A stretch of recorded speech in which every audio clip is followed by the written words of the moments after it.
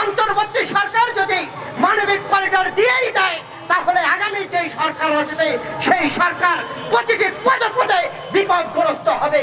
যেই জাতীয় নির্বাচন হবে, এই নির্বাচন এবং বাংলাদেশের মানুষকে পাশ কাটিয়ে, রাজনীতিবিদদের পাশ কাটিয়ে তারা মানবিক করিডোর ওখানে দিতে চাচ্ছেন বা দিয়েছেন কিনা এটাও এখন সন্দেহ হচ্ছে। পরাশক্তি বাংলাদেশ নিয়ে, বাংলাদেশের জনগণ নিয়ে নতুন করে খেলা করবে আর তাদের ক্ষমতায় দীর্ঘস্থায়ী করবে, এটা হতে পারে না।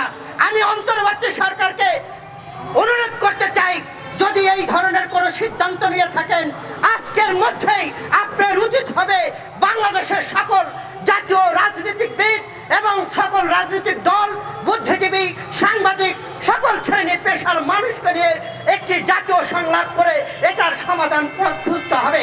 যদি সমাধানের পথ না খোঁজেন, তাহলে গণভবনের অবস্থা যমুনাতে হতে পারে। একদিক থেকে পররাষ্ট্র উপদেষ্টা বলছেন মানবিক করিডোরের কথা, আরেক দিক থেকে গতকালকে আমরা দেখলাম যে অন্তর্বর্তী সরকারের প্রেস সচিব তিনি বলছেন এই বিষয়ে কোনো কথা হয়নি। তার মানে আমরা কোনটা ধরতে চাই? একদিকে উপদেষ্টা বলছেন একরকম কথা, আর একদিকে অন্তর্বর্তী সরকারের উপদেষ্টা তিনি বলছেন আর এক কথা। তার মানে এখানে ধূম্রজালের সৃষ্টি হয়েছে। আমরা বলতে চাই, বাংলাদেশের সার্বভৌমত্ব নিয়ে যদি কেউ ছিনিমিনি খেলে, তার পরিণত শেখ হাসিনার মতো হবে। কারণ শেখ হাসিনা বাংলাদেশের সার্বভৌমত্ব নিয়ে ছিনিমিনি খেলে এই ভারতের সাথে গত 17 বছরের যেইভাবে স্বামী স্ত্রী সম্পর্ক করে বাংলাদেশের মানুষের ভোটের অধিকার ছিনিয়ে নিয়েছিলেন, বাংলাদেশের গণতন্ত্রকে গলা টিপে হত্যা করেছিলেন এবং আমার বোন ফেলানির লাশ কাঁটাতারে ঝুলে আমরা দেখতে পেয়েছিলাম। গতকালকে দেখলাম এই ভারতের দাদাগিরিকে বাংলাদেশের বিজেপি বিএসএফকে পায়ে ধরে মাপ চেয়েছে। এটাই বাংলাদেশের মানুষ চেয়েছিল। কারণ বাংলাদেশের মানুষ বিরাট জাতি, বাংলাদেশের মানুষ কারণ দাদাগিরি মেনে নেয় নাই, ভবিষ্যতেও মেনে নেবে না। অন্তর্বর্তী সরকারের উচিত ছিল, যদি মানবিক করিডোরের কোনো আলোচনা হয়ে থাকে, তাহলে বাংলাদেশে সকল রাজনীতিবিদ, রাজনৈতিক দল, শ্রেণী পেশার মানুষ, সাংবাদিক, বুদ্ধিজীবী তাদেরকে নিয়ে জাতীয়ভাবে একটি সংলাপ করে এটির একটি সমাধানের পথ খোঁজা উচিত ছিল। কিন্তু আমরা দেখছি নতুন করে তারা ষড়যন্ত্র করছে।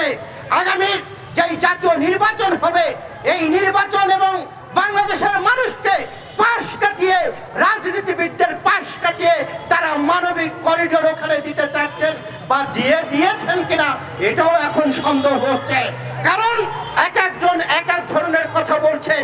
অন্তর্বর্তী সরকারের প্রধান যিনি আছেন তাকে আমরা শ্রদ্ধা করি, সম্মান করি।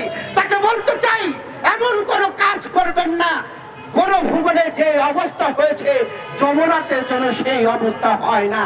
কারণ আমরা সকলের উপরে দেশ এবং দেশের সার্বভৌমত্ব, আমার দেশের সার্বভৌমত্ব নিয়ে যদি কেউ ছিনিমিনি খেলার চেষ্টা করে, তাহলে সেই দাঁত কিভাবে ভেঙে দিতে হয় সেটা বাংলাদেশের মানুষ জানে। আজকে আমরা যে সংকট দেখতে পাচ্ছি, এই অন্তর্বর্তী সরকার যদি মানবিক করিডোর দিয়েই দেয়, তাহলে আগামী যে সরকার আসবে সেই সরকার প্রতিটি পদে পদে বিপদগ্রস্ত হবে। এটা আমাদেরকে বুঝতে হবে। আজকে এই অনুষ্ঠান ছোট হলে এই অনুষ্ঠানের পরিসর অনেক বড়। আপনাদেরকে অনুরোধ করতে চাই, যে যেখানে আছেন সকলে মিলে এটার প্রতিবাদ করতে হবে। এই প্রতিবাদ যদি না করেন, তাহলে আমাদের যে মহা বিপদ আসছে সেই বিপদ থেকে আমরা পরিত্রাণের উপায় পাবো না। আমি যে কথাটি বলে শেষ করতে চাই, আজকে রোহিঙ্গা বাংলাদেশে বিষপুরা হয়ে দাঁড়িয়েছে। বাংলাদেশে যে রোহিঙ্গা এসেছে, আমরা মনে করি তারা হানি মনে এসেছে, তারা কোনো সংকট থেকে আসেনি। আজকে এই রোহিঙ্গাদের 10 থেকে 15টি ছেলে মেয়ে মনে হচ্ছে তারা হানি মনে বেড়াতে আসছেন। নতুন করে জাতিসংঘ অন্তর্বর্তী সরকারকে অনুরোধ করছে যে রোহিঙ্গাদেরকে আশ্রয় দেওয়ার জন্য। আমরা এমনিতেই বিপদে আছি। নতুন করে চট্টগ্রাম, বান্দরবান, খাগড়াছড়ি এবং কক্সবাজার উঠিয়ে নিয়ে যেই নতুন ষড়যন্ত্রে অন্তর্বর্তী সরকার এবং আন্তর্জাতিক মহল মেতে উঠেছে, এই ষড়যন্ত্র আমাদেরকে রুখে দিতে হবে। এই ষড়যন্ত্রের হবে। যদি আমরা না দিতে পারি তাহলে আমার দেশ থাকবে কিনা এটাও কিন্তু প্রশ্ন। আজকে ভারতকে তাড়িয়ে আমরা নতুন করে কোনো সংকটের দিকে যেতে চাই না। যেই পরাশক্তি বাংলাদেশ নিয়ে, বাংলাদেশের জনগণ নিয়ে নতুন করে খেলা করবে আর তাদের ক্ষমতায় দীর্ঘস্থায়ী করবে, এটা হতে পারে না।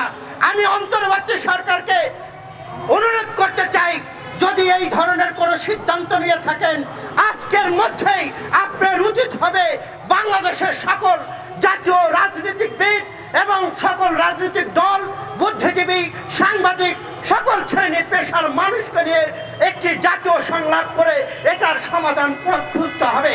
যদি সমাধানের পথ না খোঁজেন তাহলে গণভবনের অবস্থা যমুনাতে হতে পারে বলে এদেশের মানুষ মনে করে। কারণ আপনি কিন্তু জনগণের সরকার নয়। আজকে আমরা 24-এর বিপ্লবের পরে আপনি সম্মানী মানুষ, আন্তর্জাতিক খ্যাতি সম্পন্ন মানুষ, আপনাকে আমরা ওই চেয়ারে বসিয়েছি। আবার ওই চেয়ার থেকে কিভাবে নামাতে হয় সেটাও বাংলাদেশের মানুষ জানে। কিন্তু বাংলাদেশের মানুষের দুর্বলতা নিয়ে আপনি মানবিক করিডোরের নামে দেশকে ঝুঁকির মুখে ফেলে দেবেন, বাংলাদেশের মানুষ মেনে নেবে না, বাংলাদেশের মানুষ আঙুল চুষে খাবে না। এই বাংলাদেশের সকল শ্রেণী পেশার মানুষকে উদ্বুদ্ধ করে আমরা এই সরকারের বিরুদ্ধে আন্দোলন করে তুলব। সেদিন আর বেশি দেরি নেই।